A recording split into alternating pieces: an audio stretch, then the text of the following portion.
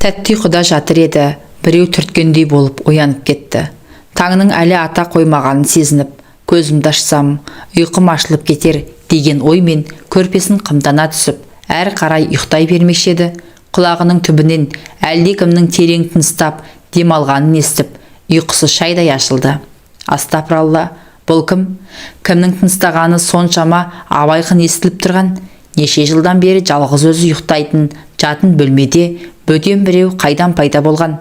Ала көлеңкеде бөлме тым-тырыс тыныштық, ғайыптан пайда болған белгісіз адамның бір қалыпты дем алысы, әлдеқандай құпияны бүктемей тұрғандай, аң-таң қалып, үрку ме, таңырқау ма, әлде алаңдау ма, әйтеуір аласапыран бір сезімнен жүрегі өрекпіп, көңілі алабұртып қоя берді.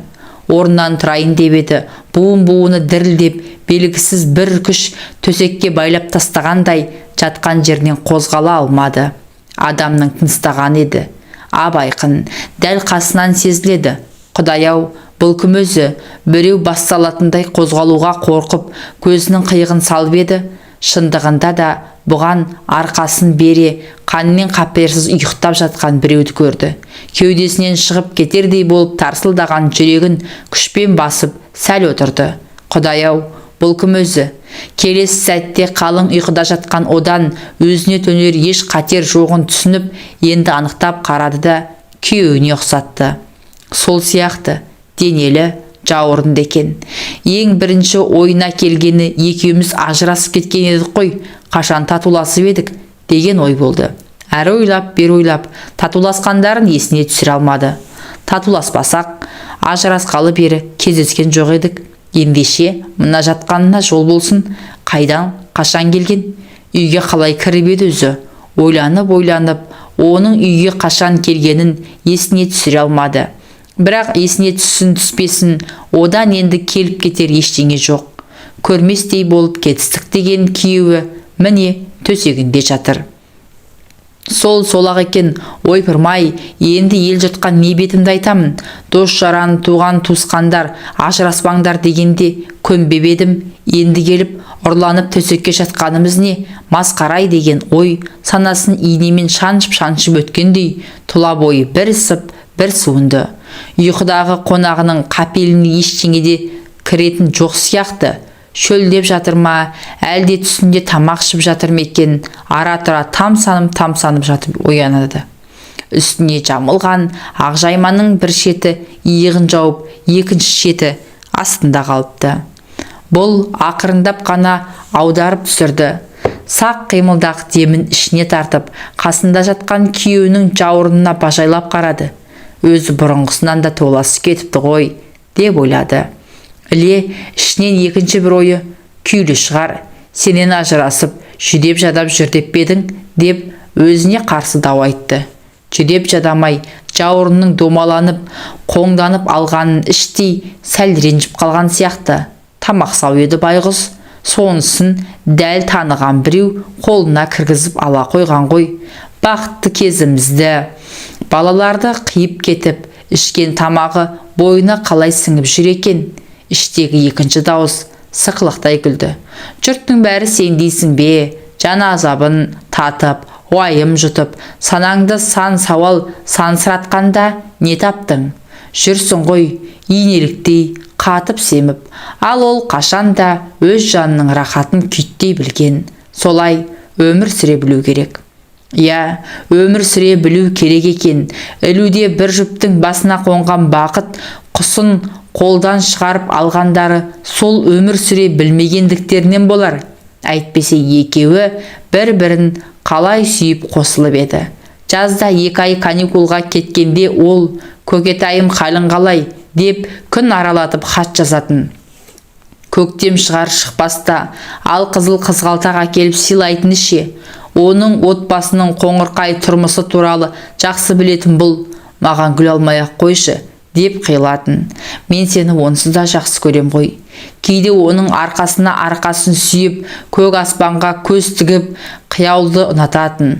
Сондай сәттерде өзін қандай қаннен қаперсіз, дауылдан да, жауыннан да, оның кең жауырында қалықтап, аман алып қалатындай көрінетін.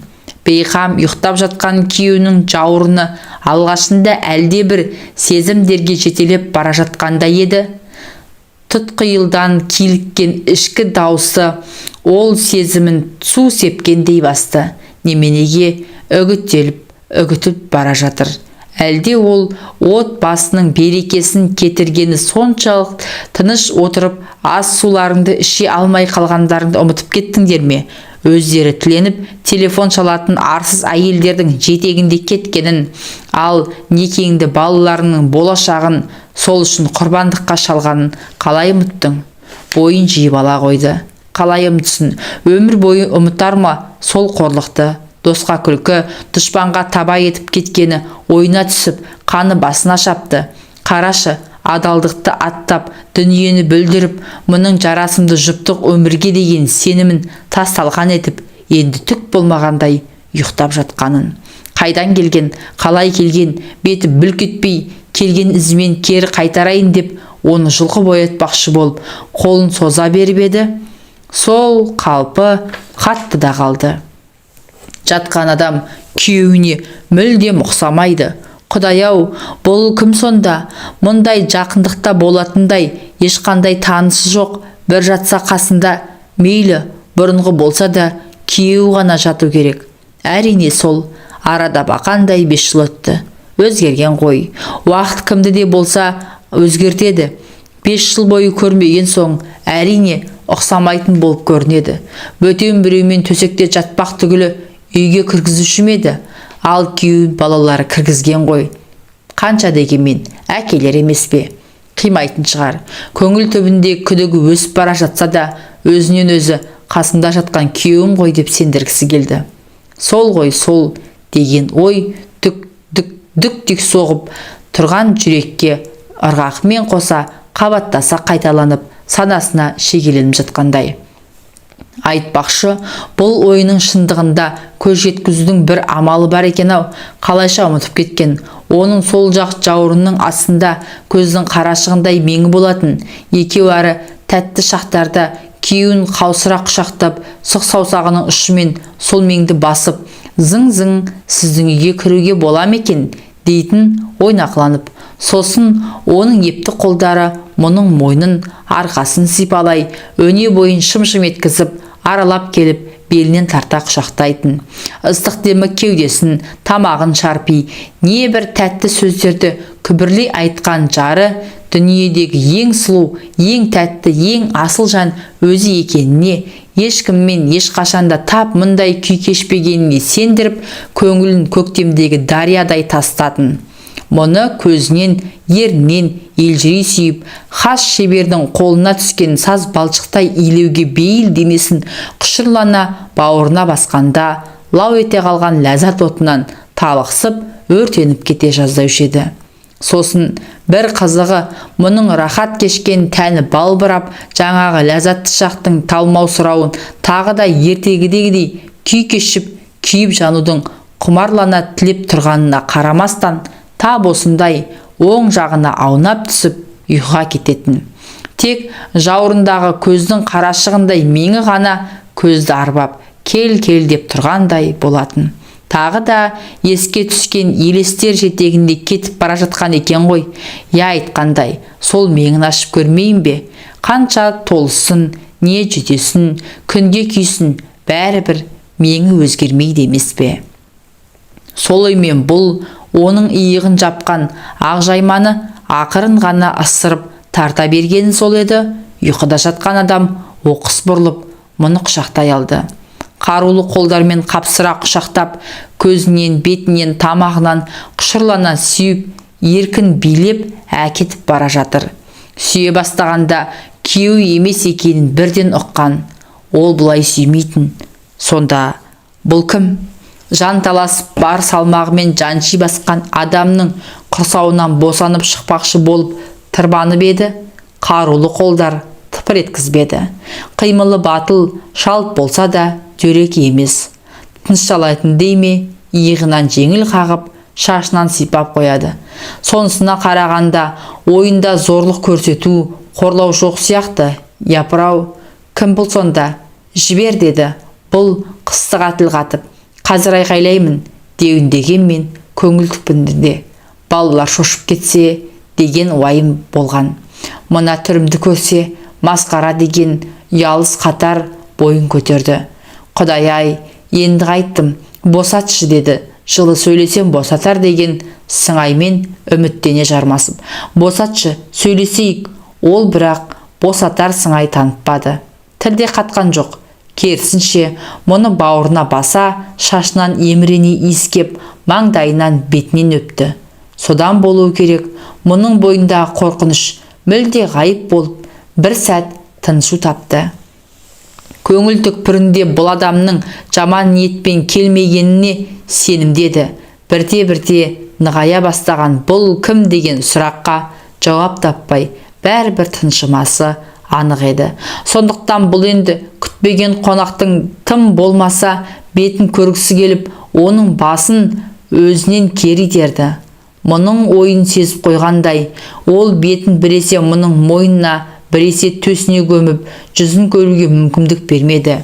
Жай ғана жүзін жасырып қоймай, ерінге тиген ерін өбіп өтеді. Келесі сәтте бір қолымен мұны қаусыра құшақтап, екінші қолымен өн бойын аралап кетіп еді. Ұмыт болған сезімдер лап етіп оянып, мұның буын босатып, әлде мүлде бір әлін құрғатты. Шашынан, арқасынан сипалап, әрі қарай жылжып бара жатқан қолы бейне бір артында от тастап бара жатқандай, бүкіл денесі ду етіп қоя берді.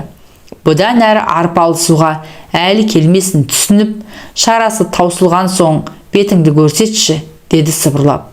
Ол естімеген адамша мұны төсінен, тамағынан сүйіп келіп, ерніне жабысты. Қалайда бөтін көрсетпеуді серт еткендей, ақжайманы бастарынан асыра бүркеніп алыпты. Сосын осы кезге дейін оны итермелеумен болған мұның қолынан ұстап, алақанын бетіне басты. Әр саусағын талдап сүйіп, еріні қолының сыртынан білегінен өпті. Өрлей бастады. Ойнағандай, тістеріңкіреп, кейде тілінің ұшымен қытықтап қоятынын қайтесің. Бүкіл денесі ән салғандай масайрап, бой еріп бара жатса да, сонау көңілінің түкпірінде тұрған бұл кім деген сұраққа мына бір рахат әлемге алаңсыз сүңгіп кетуіне кедергі жасап, әлде бір қолайсыз сезім көңілін қобалжытып мазасын ала берді. Бірақ бірте-бірте ол сезім де өлеусіреп барып өшіп, бұрын соңды бастан кешпеген алапат құмарлық сезім бойын билеп, еш нәрсені ойлауға шамасын келтірмей, үйіп төгіп әкетіп бара жатқанын мойындамасқа шарасы жоқты. Шындығына келсе, қазір оның ғажайыптан пайда болуы, төменге жатуы, бағанағының ашуын келтірмей, керісінше керемет қуанышқа бөлеген. Қабырғасын қаусыратып жіберетіндей қуатты қолдардың өн бойын емін еркін аралаған қозғалысы, сәт өткен сайын аймалап өпкені бәр жанына жағып, сонау ғажап сәттің таусылмасын тілеген. Тек мазасын алып, ызыңдап тұрып алған сол бір ғана сұрақ болмаса, мейлі, болар іс болсын, бірақ кім екенін айтпағаны, тым құрыса бет жүзін көрсетпегені дұрыс емес қой. Бойын билеген құмарлық отына күйіп жанып бара жатса да, білмейтін, танымайтын адамның арқынан шыға алмай қалғаны, жастықтай жаншылып көрпедей төселгені ұят екендігі туралы ой санасын тағы бір түйреп өткендей болды. Денесі дір-дір етіп, әулеттік қолдардың емін еркін қозғалғанына қарсылық жасағандай болды. Бірақ бұл алғашқыдай емес, тым әлсіз қарсылық еді. Дүниені шыр айналдырып, ақыл есін алған сезім тасқыннан, өне бойын үйітқан тәтті ләззаттан айырылып қалғысы келмей, талықсып бара жатып, бетіңді көрсетші, деді бар болғаны. Ол тағы да естімеген сыңай танытты. Мұның қолын ұстап, тартыңқырап, өзін еркелеткенін, сылап сипағанын, қайталайтынын білгендей, беліне қарай икемденді. Енді бұл ашуланайын деді. Үстінен жаншылған салмақ жанына майдай жағып бара жатса да, бетін көріп қалудың оңтайлы сәті түскенін сезіп, оның басынан, құлақ тұсынан қатты ұстап жұлқи кері итерді де оянып кетті. Атып тұрып дел-сал болып өңі мен түсін ажырата алмай біраз отырды. Алқынып, ентігін біразға дейін баса алмады. Денесі де оттай жанып, тура түсінгендей құмарлық билеп дуылдап тұр екен. Оның ыбыстық алақанның табы әлде басылмаған сияқты. 12 мүшесін иіткен сиқыр сезімнің иірімінен жұлқынып босай алмағай жанталасты. Ақыры осыншалық тәтті сәттің бар болғаны түс екенін түсініп, өзін өзі ұстай алмай күйінген адамша булыға жылап жіберді. Жастығын құшақтап, өксіп жатып, ол құрғырдың бетін қайтетін едім деп ойлады.